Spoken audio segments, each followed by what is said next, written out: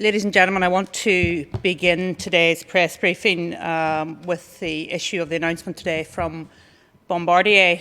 And job losses on this scale by a major employer like Bombardier will obviously be felt not just in the homes of those affected, but for society and the wider community, particularly for smaller manufacturers who have been part of the company's local supply chain. The company's announcement today reminds us just how much COVID-19 has disrupted our particular the aerospace industry, which is suffering the aftershocks of extremely curtailed air travel. The Economy Minister and Invest Northern Ireland have been in close contact with the company and are exploring how we can address supply chain resilience and indeed future development. The Deputy First Minister and I spoke with Michael Ryan this morning about the job losses. The Executive is also very conscious of the need at this time to support employees who will be impacted by the redundancy, and I understand the Careers Service is offering free professional and impartial careers information and guidance tailored to the needs of individuals, helping them to explore future training and employment opportunities. And all of Bombardier's staff impacted by today's announcement can access help via the Northern Ireland Direct website /careers. In relation to COVID, several hundred lives have also been lost as a result of the pandemic, and it's a huge tragedy that will linger not just in the homes of those families affected, but the communities in which they resided. Northern Ireland has, however, been making significant progress in the battle against COVID-19. In recent weeks, we have embarked on the journey back to something approaching normality. Nevertheless, it is believed that less than 5% of the community in Northern Ireland has been infected by the virus and has recovered, and that's in comparison to approximately 20% in London. So the risk of further waves of COVID-19 is very real, and we must continue to be cautious if we are to avoid our health system becoming overwhelmed in the future by a surge in cases, and we spent some time looking at some of the modelling around that today. But as signalled earlier this week, the Executive can confirm a number of issues today. First of all, the rest of retail will be allowed to reopen their stores from tomorrow, provided, of course, social distancing and hygiene guidelines are accommodated and implemented, and this will include shopping centres. Close contact services referenced in the later stages of our roadmap, such as hairdressers and driving instructors, will not yet reopen, but they are to be considered in due course.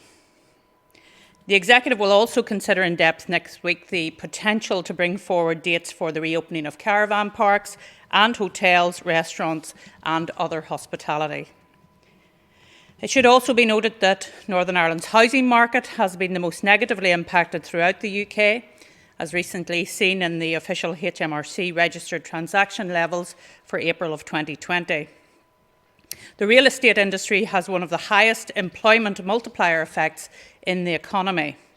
I'm therefore pleased to announce that our coronavirus regulations will be amended to permit house moves and the sale of homes from Monday the 15th of June. This will incorporate the full end-to-end process from viewing through to securing a mortgage and the house move itself. Guidance has been prepared on all aspects of the house moving process, and the Department for Communities plans to engage further with stakeholders. The Executive recognises too the importance of childcare in terms of people returning to work as an early step. Ministers have agreed, first of all, that church halls and community centres will be permitted to open to provide daycare from Friday the 12th of June, that's tomorrow. A broader piece of work on formal and informal childcare provision is being finalised by the Department of Health and Education, and the Deputy First Minister and I have meetings around this issue tomorrow. The Executive is also acutely aware that there is a strong desire among people for a return to a more normal social life, incorporating their favourite activities and interests. Step 2 in the Executive's decision-making framework envisaged raising the number of people who can meet outside from 6 to 10. The Executive has agreed today that this too can proceed with social distancing between people who do not share the same household. Elite athletes will also be permitted to utilise outdoor training facilities from the 15th of June, And we hope to say more about the broader sporting activity over the course of the next week or so. The outstanding action in step 1 in our roadmap has been indoor visits. In the main, because of advice we have received around the risk of spreading the virus being much greater indoors.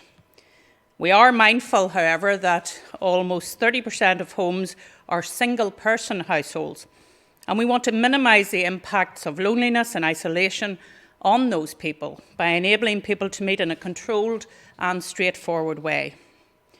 So today we are signalling that we are in the process of closing step 1 and taking the immediate step of enabling people who live alone to form a small support unit or support bubble with one other household.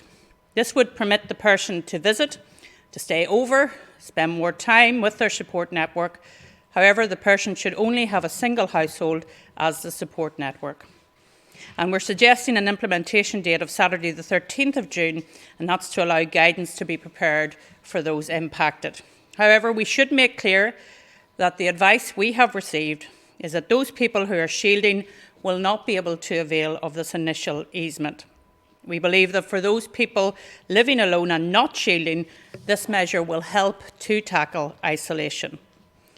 And we hope to further build on that first step when we review the situation again next Monday, with a view to enabling contact indoors between different households.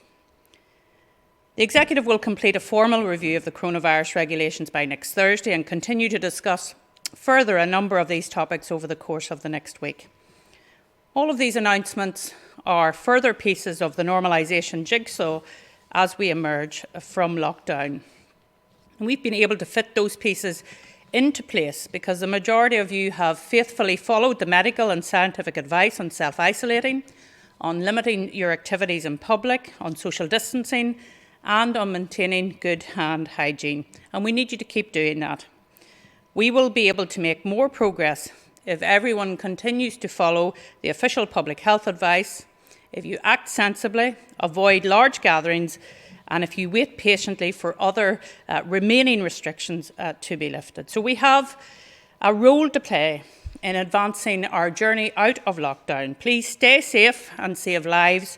Please work safe and save lives.